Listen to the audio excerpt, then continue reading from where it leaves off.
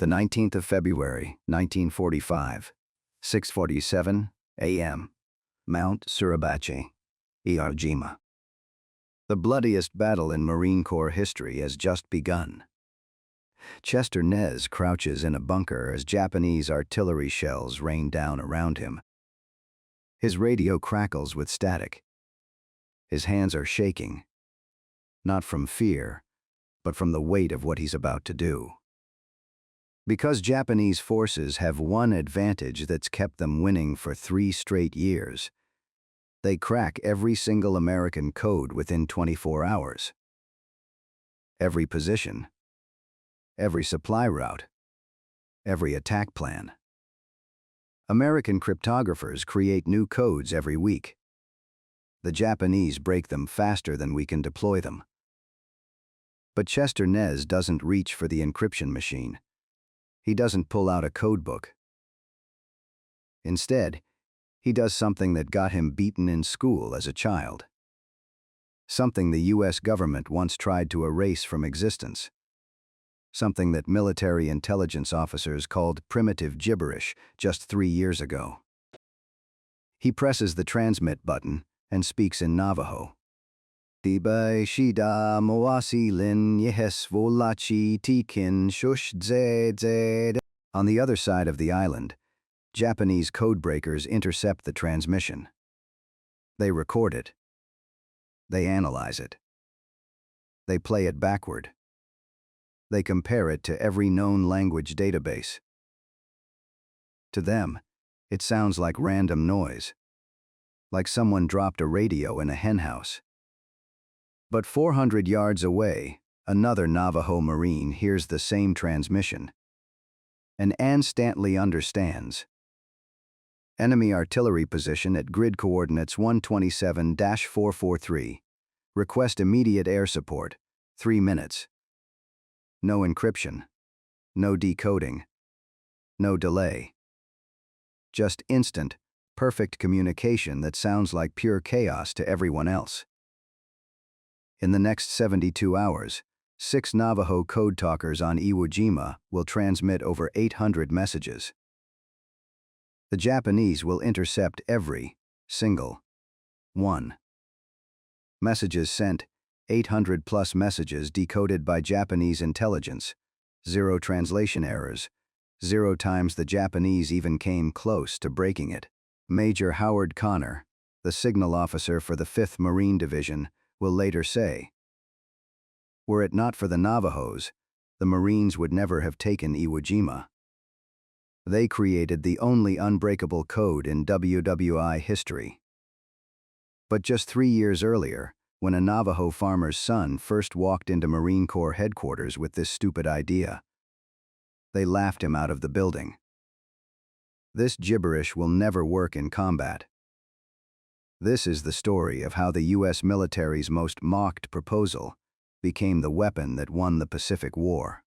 December 7, 1941, 7:48 a.m., Pearl Harbor.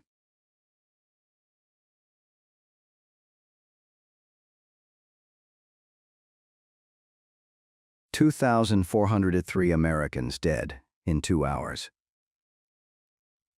But the real disaster isn't the attack itself. It's what happens the next morning when U.S. commanders realize the Japanese knew we were coming. Not just the ship positions, not just the patrol routes. They knew the exact response time of every aircraft, the precise fuel capacity of every destroyer, the location of every ammunition depot. Because 6 months earlier, Japanese intelligence had captured a single M209 cipher machine from a supply ship. They reverse-engineered it in 11 days. And for the past 6 months, they've been reading every encrypted message the U.S. Pacific Fleet has sent. December 1941, 1 week after Pearl Harbor. The Pacific Theater is a bloodbath. Japan controls everything, from mainland China to the Solomon Islands. They've taken the Philippines in 27 days. Guam fell in 3 hours. Wake Island held out for 2 weeks before being overwhelmed. American forces are being pushed back on every front. But that's not even the worst part. The worst part is, we can't keep a secret. Every morning, American commanders encrypt battle plans using the latest Unbreakable code. By afternoon, Japanese forces have already repositioned to counter those exact plans. Supply convoys? Ambushed before they even reach the combat zone. Surprise attacks?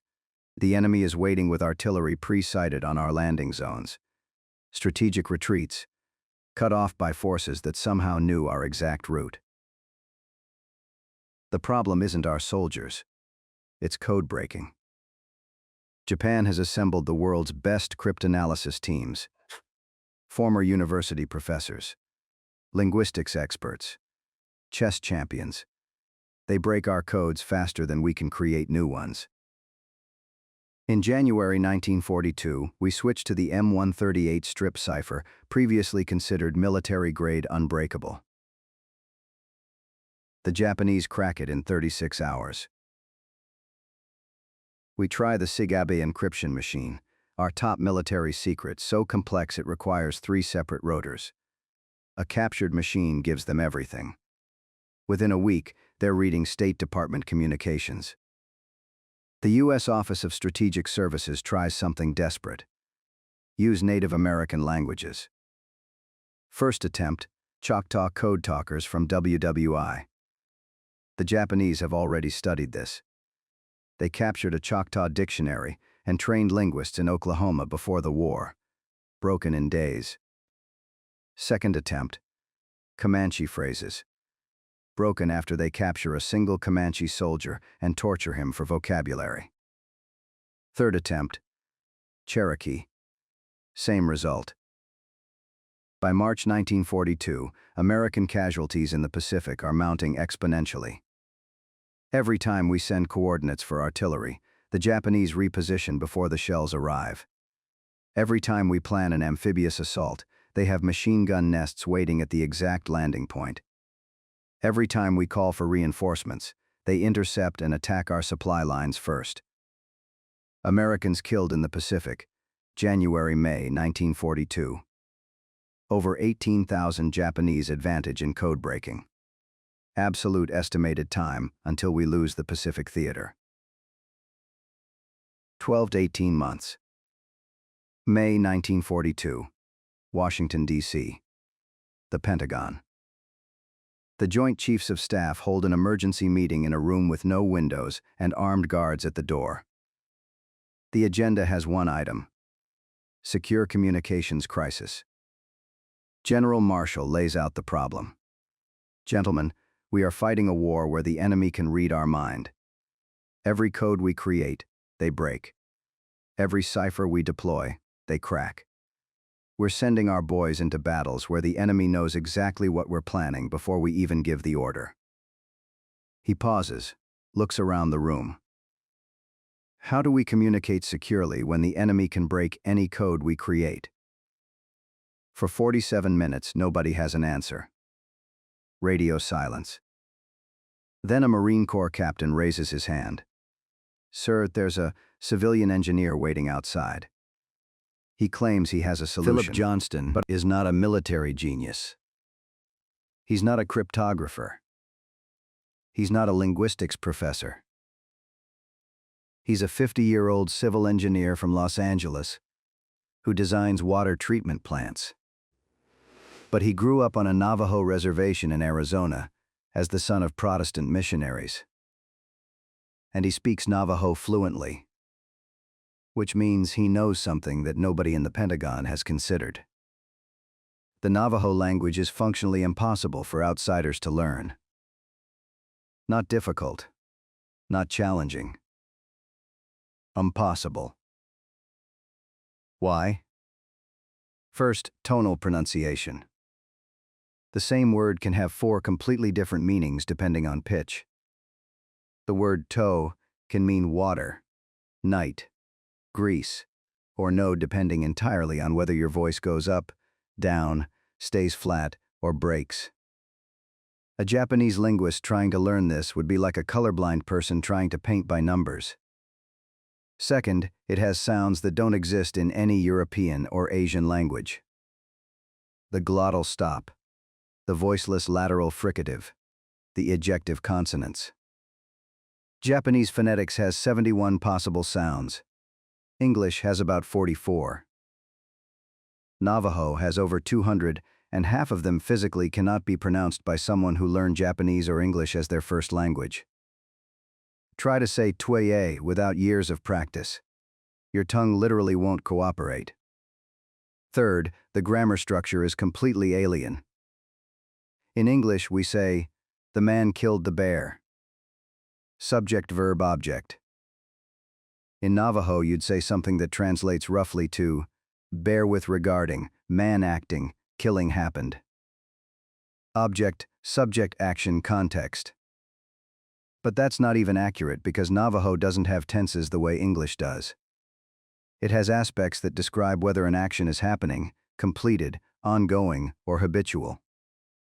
A Japanese codebreaker trying to parse this would be like trying to read a book where every sentence is in a different language, written backwards, in invisible ink.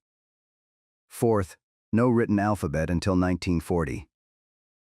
For thousands of years, Navajo was an entirely oral language. No dictionaries, no grammar books, no linguistic research. The first Navajo dictionary was created in 1912 by missionaries and contained maybe 400 words. That dictionary is in exactly 5 libraries in the world. One in Arizona, one in Washington, D.C. The Japanese don't have it. And finally, 0 speakers outside the Navajo Nation. As of 1942, there are approximately 50,000 Navajo people in the entire world. Almost all live on reservations in Arizona, New Mexico, and Utah. In the entire Japanese Empire, population 73 million, there is literally nobody who speaks Navajo. Not one linguist, not one missionary, not one anthropologist, not one prisoner. 0. So Philip Johnston walks into Marine Corps headquarters in February 1942 with a proposal so simple it sounds insane. Use Navajo Marines as battlefield radio operators. Let them transmit in their native language. The Japanese won't understand a single word.